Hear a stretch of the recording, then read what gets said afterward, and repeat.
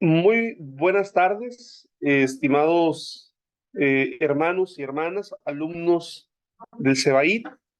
Vamos a dar inicio a nuestra clase número 11 del curso de liturgia cristiana. Es una gran bendición el poder tener la oportunidad de estar compartiendo con ustedes una vez más. Y bueno, pues ya estamos en la recta final de este curso, el cual deseo cada uno en lo personal pueda llevarse buenas reflexiones con relación a nuestra liturgia, con relación a nuestras formas religiosas, al culto que hacemos para adorar a Dios y que podamos reflexionar, ¿verdad?, de una manera cada vez más profunda sobre el por qué hacemos lo que hacemos.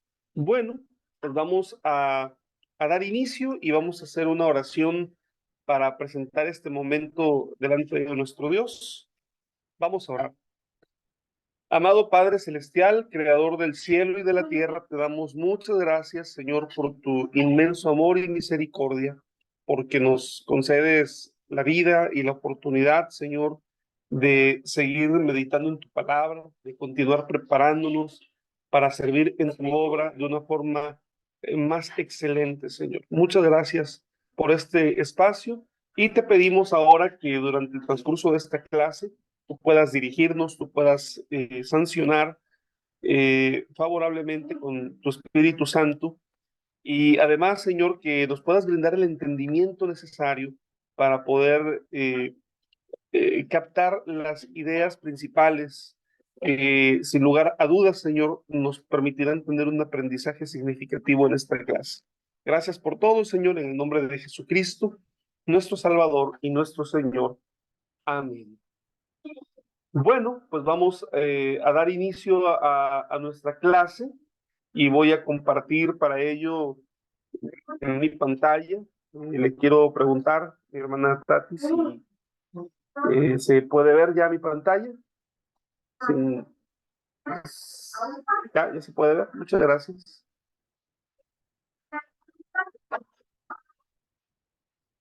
Bueno, como estoy comentando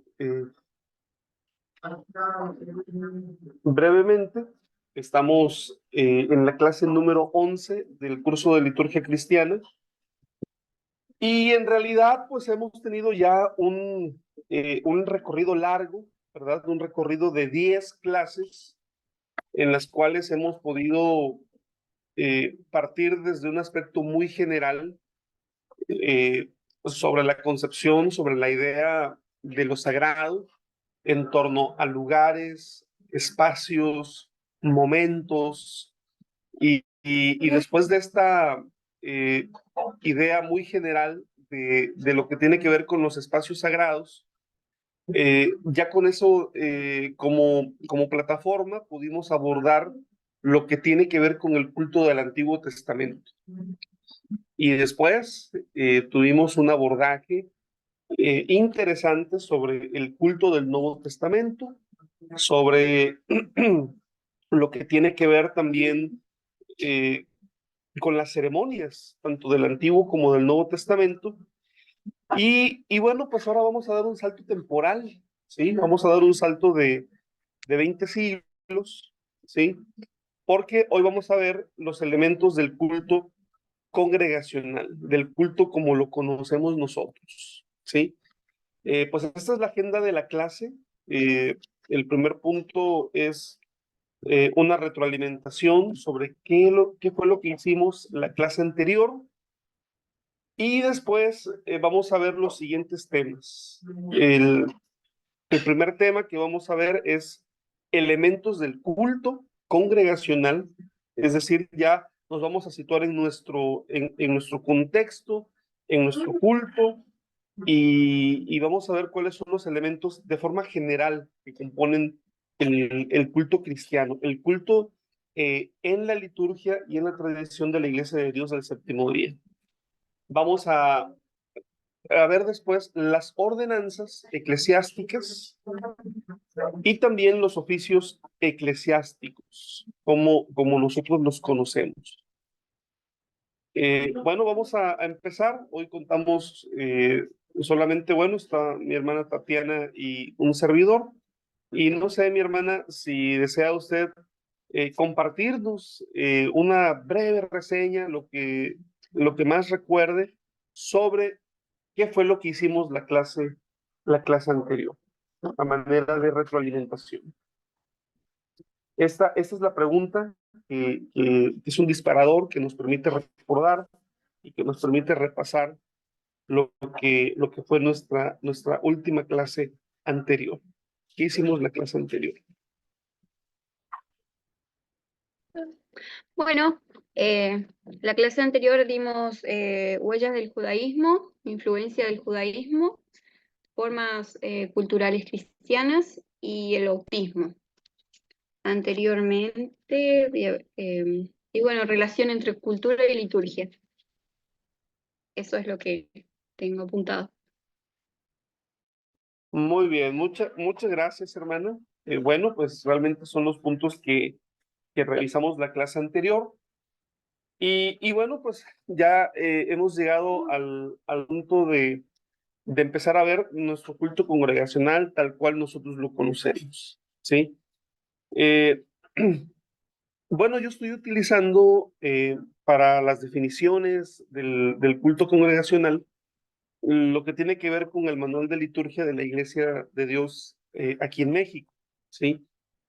Entonces, lo más probable, ¿verdad? Y la experiencia de las clases o de los cursos anteriores es que finalmente también hay diferencia en cuanto al culto congregacional dependiendo del país, no obstante que somos la misma iglesia, ¿sí? Sin embargo, bueno, esta es una clase, así que el tema de la diferencia lo vamos a ver desde el punto de vista de poder ampliar nuestros horizontes, de poder enriquecer, ¿sí? Así que bueno, no se preocupen, si hay algún concepto que yo estaré explicando y que sea un entendimiento un tanto distinto a lo que ustedes están acostumbrados, pues esto es una clase, ¿verdad? Y ustedes sabrán de hacer la adecuación a la comprensión de la iglesia en su país. Bueno, vamos a hablar acerca del culto congregacional y respecto al culto congregacional, lo primero que tenemos que analizar es la definición, ¿verdad? Generalmente nosotros tenemos una forma de expresar y en muchos lugares decimos, vamos al culto, ¿sí? Vamos al culto, nos reunimos, vamos a realizar un culto, etcétera. La palabra culto para nosotros en algunos lugares, pues es una palabra ya muy hecha de nuestro trasfondo religioso, ¿sí? Aunque en otros contextos, ¿verdad? Pudiera sonar como algo extraño. Bueno, en el contexto cristiano, en el contexto evangélico, cuando hablamos de culto, estamos refiriéndonos propiamente a los momentos en los cuales los creyentes nos reunimos para brindar alabanza y homenaje a nuestro Dios. Y la primera definición que tenemos aquí, ¿verdad? Es la del culto congregacional. Y dice lo siguiente la definición. El culto congregacional es la expresión comunitaria, es la expresión comunitaria que se dirige a Dios en homenaje, alabanza, adoración, gratitud y en la búsqueda de la fortaleza y las bendiciones divinas. Es una disposición de todos nuestros sentidos para reconocerle como Dios y para reconocernos a nosotros mismos como pueblo suyo. Y bien, lo primero que quisiera yo destacar de esta definición es lo que dice en la primera parte acerca del culto. Acerca del culto se dice que es la expresión comunitaria. ¿Qué necesitamos entender con ello? Bueno, necesitamos entender que para poder establecer un culto a Dios, necesitamos estar reunidos. Para poder establecer y brindar un culto a Dios, tenemos que reunirnos. Por eso es comunitario, ¿sí? Eh, por ejemplo, alguien pudiera decir, estoy haciendo un culto solo, estoy haciendo un culto solo, estoy haciendo mi culto solo. Bueno, quizá en algún contexto pudiéramos decir que esto ocurre como una necesidad, pero realmente la idea, la connotación del culto, ¿verdad? Es cuando nosotros nos reunimos para dar gracias a Dios, cuando nos reunimos con otras personas, ¿sí? La palabra dice claramente, donde dos o tres están reunidos en mi nombre, ¿sí? Así que esta es parte de la vida del creyente. Y bueno, el creyente se reúne con otros creyentes para hacer iglesia, para formar comunidad y con un propósito en mente, ¿verdad? El tiempo en el cual los creyentes están reunidos es un tiempo en el que se brinda todo lo que está en la definición. Se brinda a Dios homenaje, alabanza, adoración, gratitud y se busca la fortaleza y las bendiciones de parte de Dios. ¿Sí? Le reconocemos como Dios, pero también nos reconocemos como un pueblo suyo, como un pueblo que le pertenece. A este respecto, quisiera mencionar lo que el Salmo número 100, un salmo que motiva al creyente a adorar de manera comunitaria a Dios. Y bueno, el texto dice, cantad alegres a Dios, habitantes de toda la tierra, servid a Jehová con alegría, venid ante su presencia con regocijo, reconoced que Jehová es Dios, Él nos hizo y no nosotros a nosotros mismos.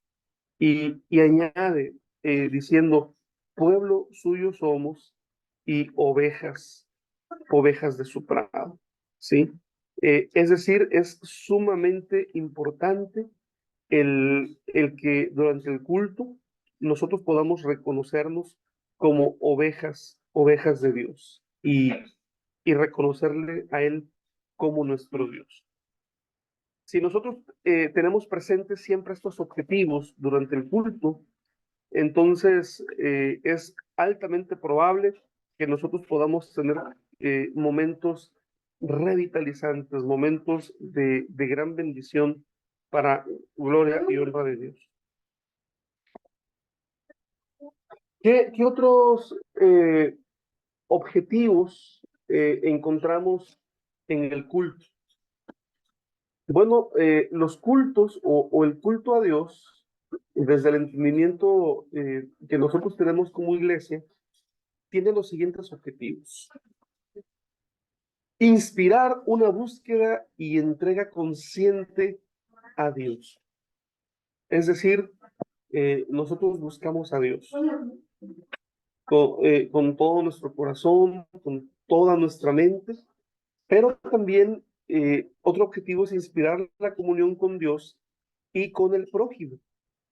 A lo largo de los años, un servidor he escuchado de no pocos hermanos, pero gracias a Dios, no la mayoría de hermanos, una visión del culto muy individualista.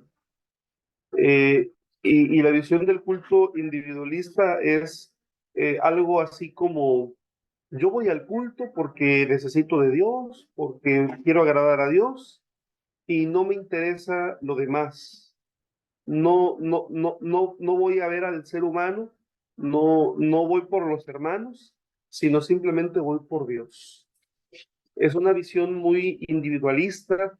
Realmente el culto cristiano, uno de los objetivos que tiene es no solamente buscar a Dios, sino también motivar e inspirar la comunión con Dios, pero también con el prójimo. Este es una, eh, un objetivo esencial del culto, ¿sí? Motivar la comunión con Dios, pero también con el prójimo. Inspirar la santidad. En el culto nosotros debemos de sentirnos inspirados eh, por la santidad de Dios y motivados también a comprometernos con ese principio de santidad.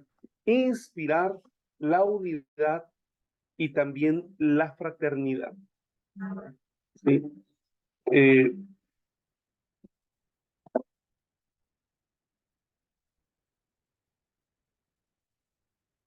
ahora bien, también tenemos que reconocer que hay distintos tipos de culto, hermanos. Esto es muy interesante y si me permiten hacer una especie de comparación, ¿verdad? De la misma manera que en el Antiguo Testamento había distintos tipos de sacrificio a Dios, bueno, hoy nosotros como iglesia también tenemos distintos tipos de culto. Cada uno de estos cultos, desde su énfasis, desde sus características particulares, deben de cumplir los propósitos que recientemente acabamos de comentar, ¿verdad? Y los cultos los podemos clasificar en la siguiente. El culto propiamente, que es de alabanza, pero también tenemos un culto que es un servicio que motiva a la oración. Tenemos un culto de acción de gracias. Tenemos el culto que denominamos como evangelístico. Tenemos un culto que tiene que ver con la bendición nupcial. Tenemos un culto de consolación. Y bueno, vamos a ir viendo poco a poco las características propias de estos cultos. ¿Sí? Cuando hablamos del culto de alabanza, amados hermanos, bueno, pues estos son prácticamente quizá el tipo de culto más común que nosotros tenemos, que nosotros realizamos como iglesia.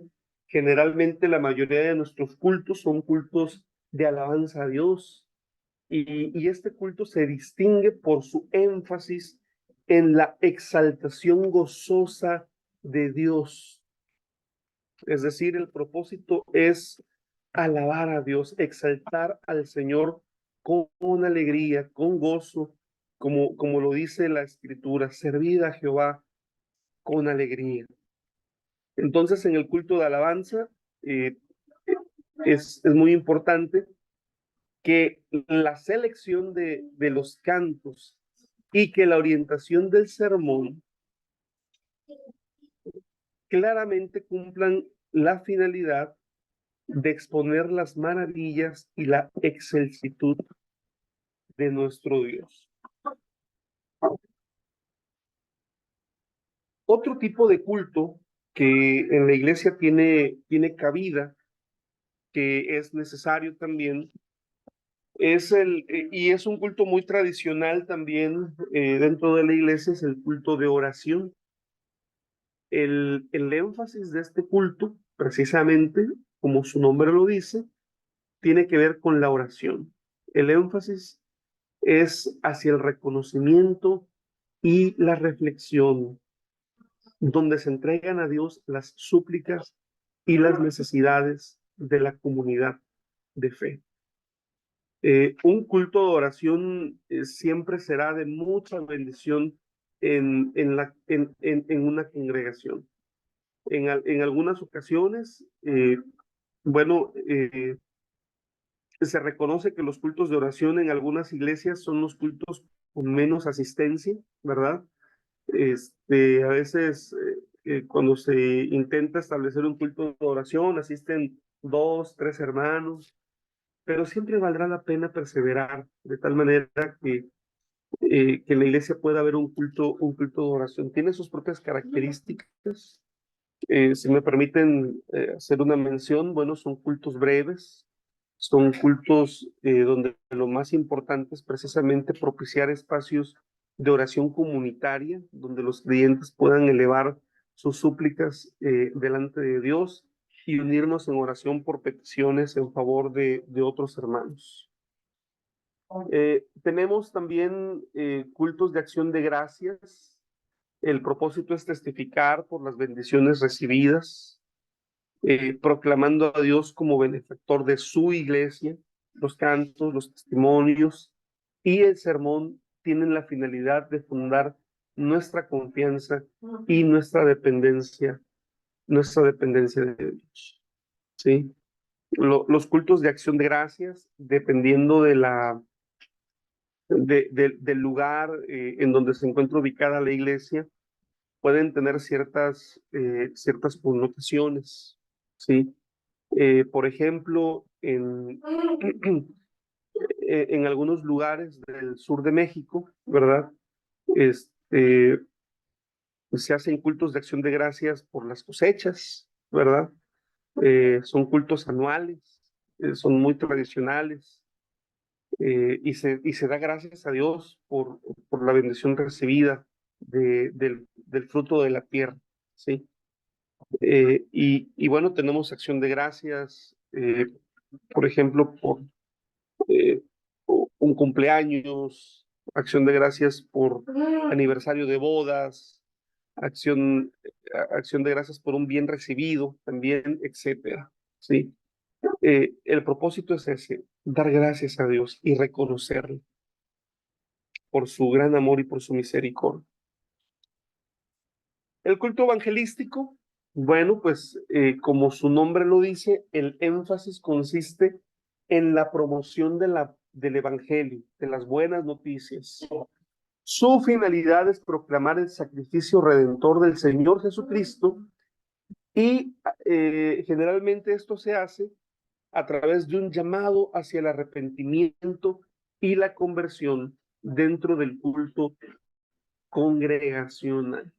Sí, todo, las alabanzas, el mensaje, el tiempo de compartir testimonios, todo el culto tiene un enfoque, ¿verdad?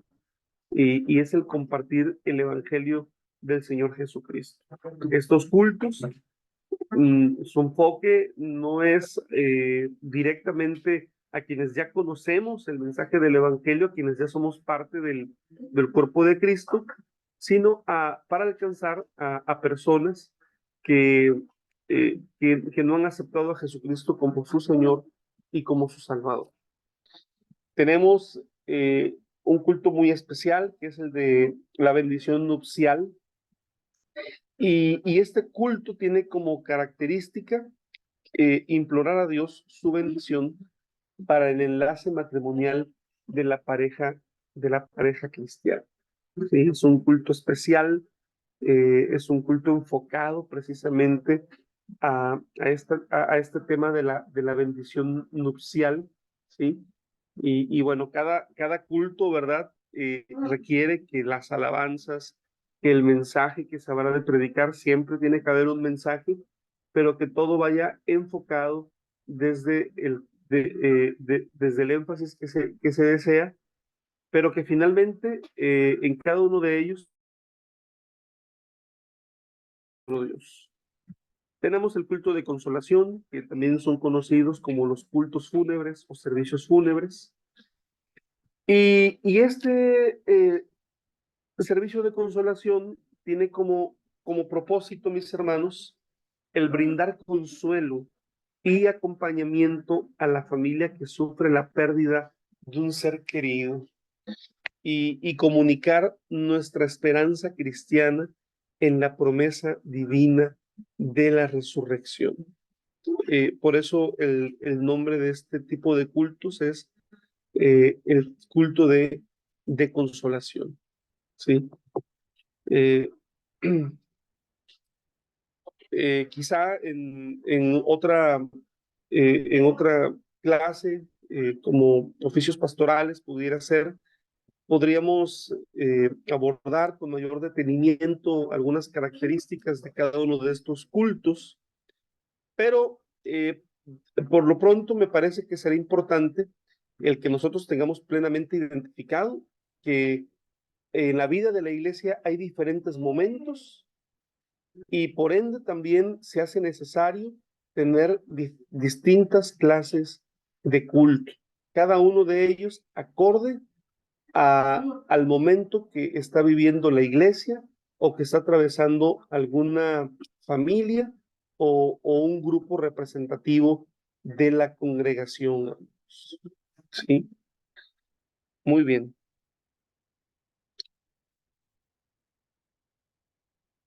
Adelante, hermana Tatiana, adelante. Sí, quería preguntar, cuando hay un bautismo o cuando hay recibimiento de bebé, también se hace un culto especial para esa ocasión.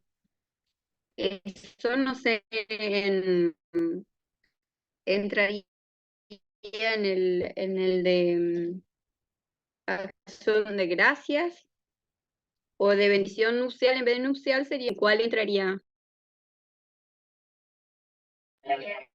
Tiene mucha razón, hermana. De hecho, vamos a ver en esta clase, con relación a esto, el tema de los oficios eclesiásticos. El tema de los oficios eclesiásticos, vamos a hablar acerca de los actos bautismales, vamos a hablar de la presentación de un bebé, y tiene mucha razón. Por ejemplo, cuando vamos a tener los actos bautismales y en muchos lugares esta fecha o este mes y el mes anterior son los meses en los que tradicionalmente tenemos actos bautismales, tenemos cultos especiales para celebrar actos bautismales, ¿sí? Con características muy propias para los actos bautismales. Y también en algunos lugares, en ese mismo culto se hace una recepción del miembro en la comunidad de fe, o posteriormente se hace en el marco de un culto de alabanza la recepción de quien se incorpora como miembro a la iglesia, ¿sí? Y con relación a la presentación de niños, en realidad sí se hace, diríamos, dentro del marco de un culto de acción de gracias. Quizá es probable que en algunos casos se pudiese hacer un culto de acción de gracias en torno a una presentación de niños. Eso es algo que sí se podría hacer y se puede hacer. Por lo general, bueno, en el marco de un culto de acción de gracias, se realiza la presentación de un niño. Pero me parece muy interesante su comentario, hermano, y también la pregunta que usted hace. Muchas gracias, hermana Tatiana.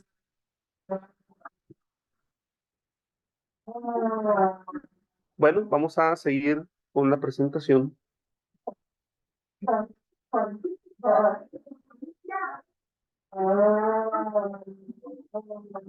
¿Ya se puede ver? Sí,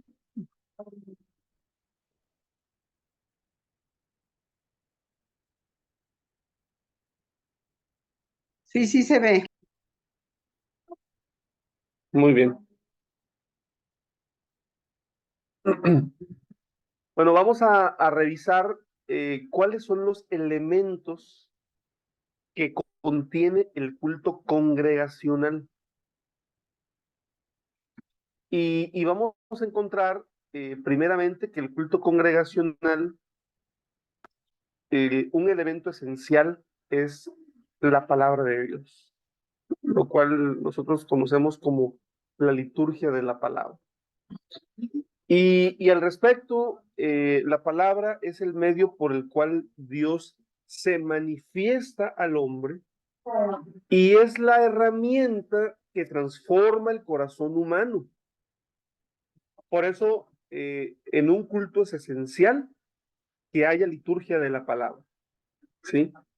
La lectura bíblica y exposición de la palabra se identifican como centrales en el culto. Las ceremonias especiales forman parte de la liturgia de la palabra, concluyendo esta con la bendición a la grey. Toda obra redentora depende de la palabra, por ello merece absolutamente el mayor esmero y cuidado en su preparación y en su exposición.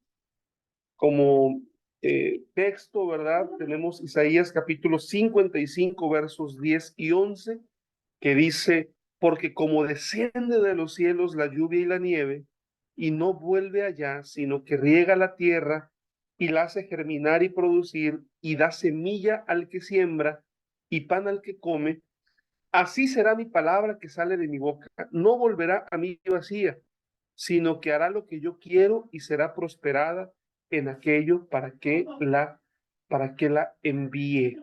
Es decir, la palabra, hermanos, es central. Somos la iglesia, ¿verdad? Somos conocidos como el pueblo de la palabra y la liturgia de la palabra es central dentro del culto cristiano. ¿Sí? Ya en el esquema de un culto, por ello vamos a ver cómo hay lecturas bíblicas alusivas. Obviamente, bueno, el tema de la exposición de la palabra es sumamente importante, hermanos. Y solamente haría yo el comentario, ¿verdad? Eh, lo que al final, ¿verdad? Se menciona de que se requiere verdaderamente el mayor esmero y cuidado en su preparación y su exposición. Es decir, quien tiene a su cargo la exposición de la palabra, tiene a su cargo el punto más importante dentro del culto y necesita ser muy cuidadoso en su desarrollo, hermano. Debemos erradicar, hermanos, las malas costumbres eh, de predicadores, de los predicadores de la iglesia, ¿verdad? ¿A qué me refiero con erradicar las malas costumbres? Bueno, debemos de erradicar de nuestra iglesia la mala costumbre de que el predicador, 5 minutos antes del culto, esté anotando en su libreta textos bíblicos porque apenas está eh, preparando algo para exponerlo.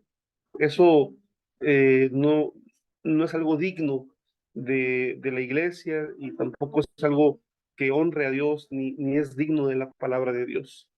Pero si me permiten, también hay otro problema hoy en día con el Internet, y es que en el Internet hoy encontramos ya sermones hechos, encontramos bosquejos hechos, y aunque tenemos que aprovechar todos los recursos que la tecnología hoy nos ofrece, también tenemos que erradicar esa práctica que lamentablemente también se hace muy evidente cuando simplemente alguien extrae un sermón de internet y además intenta compartirlo fallidamente, ¿verdad? Porque obviamente sí es muy notorio cuando eso sucede equivocadamente a la congregación. Tenemos que tener el mayor esmero y mucho cuidado en la preparación de la palabra de Dios. Y bueno, ¿en dónde encontramos esta liturgia de la palabra? Dentro del esquema del culto tenemos una apertura, hermanos, ¿sí? Y encontramos que en la apertura lo primero que se realiza es la salutación o el saludo del oficiante, ¿verdad? Y palabras de motivación a la grey. Y luego la presentación del culto o de la reunión y la invocación a nuestro Dios. En la parte central tenemos la lectura bíblica, tenemos también la exposición del sermón, hermanos, y también tenemos como un hermoso recurso el poder compartir testimonios. Y en la parte final está la oración y la bendición apostólica. Vamos a ver cada uno de estos aspectos. Por ejemplo, cuando hablamos de la salutación del oficiante, nos referimos a la presentación del director del programa y bueno, en esta presentación también tiene que ver el saludo adoptado por nuestra iglesia, ¿sí? Nosotros en México tenemos un saludo muy característico que es el paz a vosotros o paz a ustedes, y este es algo muy característico, ¿verdad? Así como en cada lugar deberá haber algún saludo muy característico de la iglesia de Dios. Pero también incluye palabras de motivación. Es un momento que requiere de mucho tacto y de mucho entusiasmo para motivar a la iglesia, para que comprendan que el culto lo hacemos todos, ¿sí?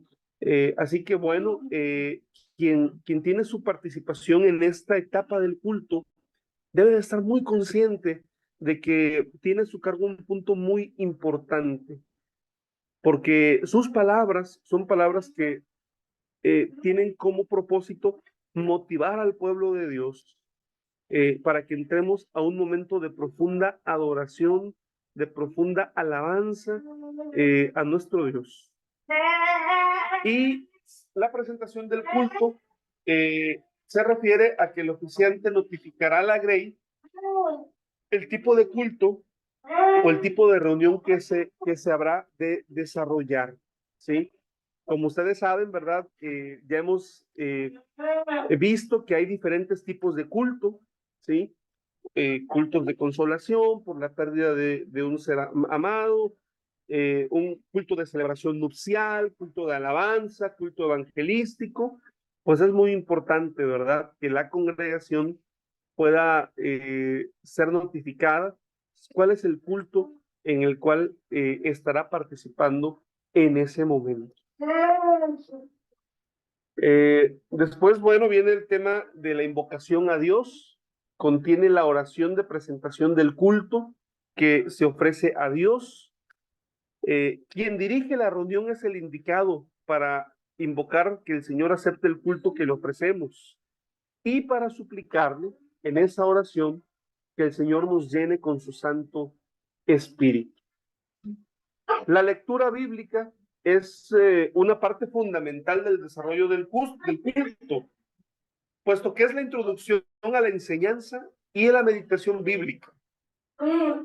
Normalmente, si va a haber una lectura bíblica previa, esta lectura bíblica tiene que ser adecuada al pensamiento central del sermón. Es decir, que el director del programa necesitará estar en coordinación y tener conocimiento de cuál es el tema que se habrá de predicar para poder escoger una lectura bíblica acorde al propósito del sermón. Procure leer diferentes porciones de la palabra a fin de enriquecer el conocimiento. Recuerde que los mandamientos del Señor no son únicamente 10. El dirigente invitará a la congregación a participar de la lectura en sus diferentes modalidades. Bueno, vamos a tomar un receso de 10 minutos, hermanos, y en 10 minutos regresamos para la segunda parte de nuestra clase.